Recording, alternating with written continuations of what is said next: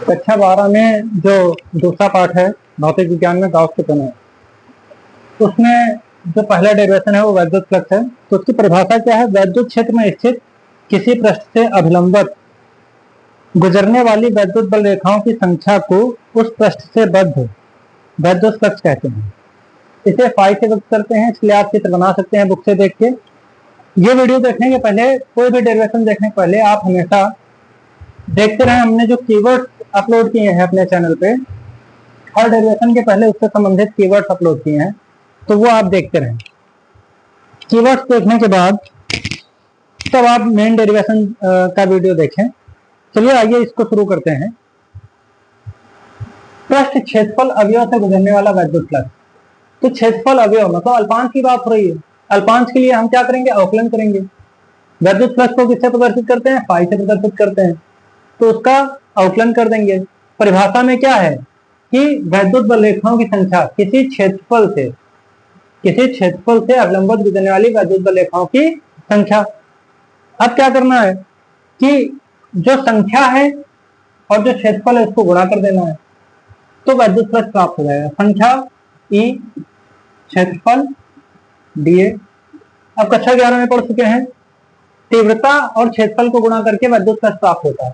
कक्षा 11 में हम पढ़ चुके हैं दो सदिशों का अदिश गुणन। जैसे ये दिया है तो ये क्या होता है? A B cos theta. अब यहाँ पर थीटा क्या है, इसके लिए आप हमारा पिछला वीडियो जरूर देखें। ई डी ए कॉस थीटा, ये उस सूत्र से हो गया, ठीक है। अब ये क्या है? ये डी फाई है। डी फाई क्या? अल्पांश से होकर या क्षेत्रफल अवयव से होकर गुजरने वाला वैद्युत फ्लक्स। डेरिवेशन के पहले जो थ्योरी लिखी जाती है वो लिखने में कठिनाई होती है बच्चों को। वो थ्योरी हटाकर यहाँ पर हम चाहें तो जहां करके भी लिख सकते हैं कि यहाँ पर क्या है। ये क्या है? वैद्युत क्षेत्र की तीव्रता है। ये है वैद्युत क्षेत्र की तीव्रता, ठीक है। अब इसके बाद नीचे वाली लाइन में लिखना है डीए क्या है? समतल पृष्ठ का क्षेत्रफल अवयव या अल्पांश क्षेत्रफल। समतल पृष्ठ का क्षेत्रफल अवयव है। बचा क्या है? अभी कुछ बचा है? हाँ बचा है, थीटा बचा है, ठीक है। ये हो गया, ठीक है।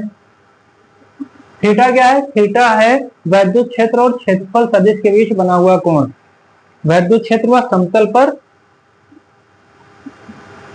वैद्युत क्षेत्र व समतल पर अभिलंब। अब ध्यान दीजिए, ये जो समतल पर अभिलंब होता है वही तो वैद्युत क्षेत्र होता है, सॉरी क्षेत्रफल सदिश होता है। क्षेत्रफल सदिश की परिभाषा में क्या है? पृष्ठ पर अभिलंबित बाहर की ओर होता है। क्षेत्रफल सदिश क्या होता है? पृष्ठ पर अभिलंबित बाहर की ओर। तो समतल पर अभिलंब, इसी को क्या बोलते हैं? क्षेत्रफल सदिश। चाहे तो ये भी लिख सकते हैं के बीच बनाते हैं।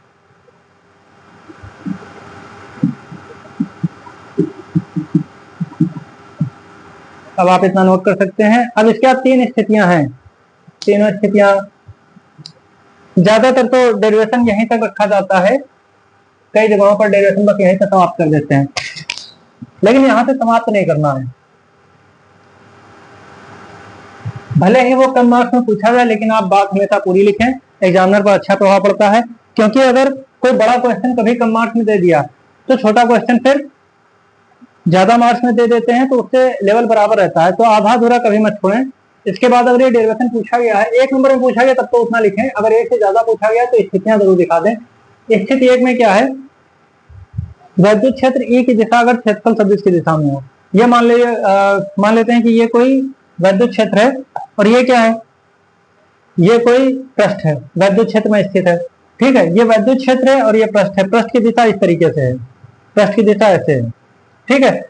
तो इसका जो क्षेत्रफल सदिश होगा वो कहाँ होगा? क्षेत्रफल सदिश हमेशा लंबवत बाहर की ओर, ठीक है। अब पहली दिशा, ये क्षेत्रफल सदिश हो गया, ये वैद्युत क्षेत्र है।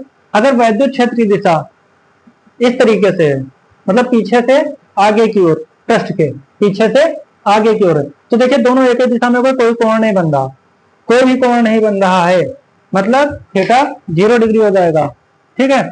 तो पहली स्थिति यही है कि वैद्युत क्षेत्र E की दिशा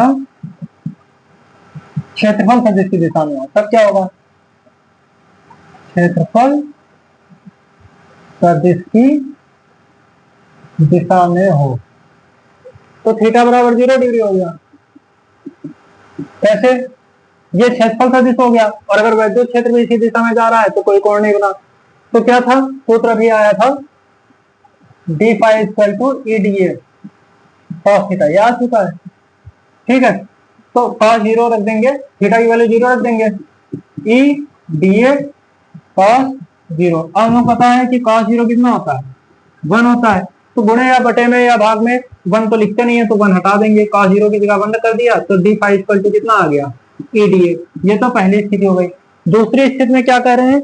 दूसरी स्थिति में बता रहे हैं कि अगर वैद्युत क्षेत्र विपरीत हो, क्षेत्रफल सदिश के विपरीत हो, तो कितना हो जाएगा? cos 180 बनेगा। कैसे? ये वैद्युत क्षेत्र में कोई पृष्ठ है, इसका क्षेत्रफल सदिश ये है। ठीक है, और बोल रहे हैं क्या कि अगर वैद्युत क्षेत्र विपरीत हो, वैद्युत क्षेत्र ये क्षेत्रफल सदिश है, अब ये विपरीत जाएगा तो 180 डिग्री बन जाएगा। कैसे? ये कोई क्षेत्रफल सदिश है, ठीक है, और वैद्युत क्षेत्र अब जाएगा तो विपरीत जाएगा, मतलब ऐसे, तो कोण कितना बन गया? 180 डिग्री बन गया। ठीक है, तो दूसरी स्थिति में क्या है? यदि वैद्युत क्षेत्र क्षेत्रफल सदिश के विपरीत दिशा में, क्षेत्रफल सदिश के विपरीत दिशा में, तो क्या हो जाएगा? थीटा बराबर 180 डिग्री, थीटा बराबर 180। अब फिर वही इस सूत्र हम लोग ला चुके हैं क्या कि D phi equal to, derive कर चुके हैं इसको, E D A cos theta, ये डिराइव किया आज का अभी थोड़ी देर पहले। तो ई डी ए थीटा की कितना रखेंगे? 180, विपरीत है क्योंकि, ठीक है, कॉस 180 कितनी होती है वैल्यू? -1। 1 को तो ना बटे में लिखते हैं ना गुणे में लिखते हैं। ठीक है, तो 1 हटा देना है, ई डी ए साइन लगा रहेगा माइनस का, तो ये आ गया। ठीक है, जो तीसरी स्थिति है वो क्या है कि अगर पृष्ठ के समांतर है, अगर वैद्युत क्षेत्र पृष्ठ के समांतर है, तब क्या होगा?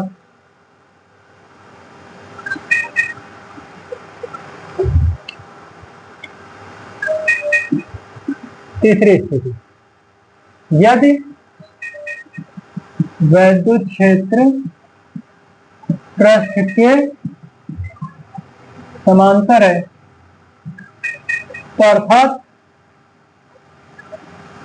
क्षेत्रफल सदिश के वो लंबवत होगा, सदिश क्षेत्रफल सदिश के लंबवत है, तो थीटा कितना हो जाएगा? 90 डिग्री। कैसे? ये पृष्ठ हो गया और ये वैद्युत क्षेत्र समांतर हो गया, वैद्युत क्षेत्र समांतर हो गया, ये क्षेत्रफल सदिश, तो देखिए लंबवत हो गया, लंबवत हो गया। अब जब लंबवत है तब क्या होगा? थीटा बराबर 90 डिग्री। तो D phi equal to E D A cos theta से, E D A cos theta की जगह 90। अब cos 90 पता है कितना होता है? 0 होता है।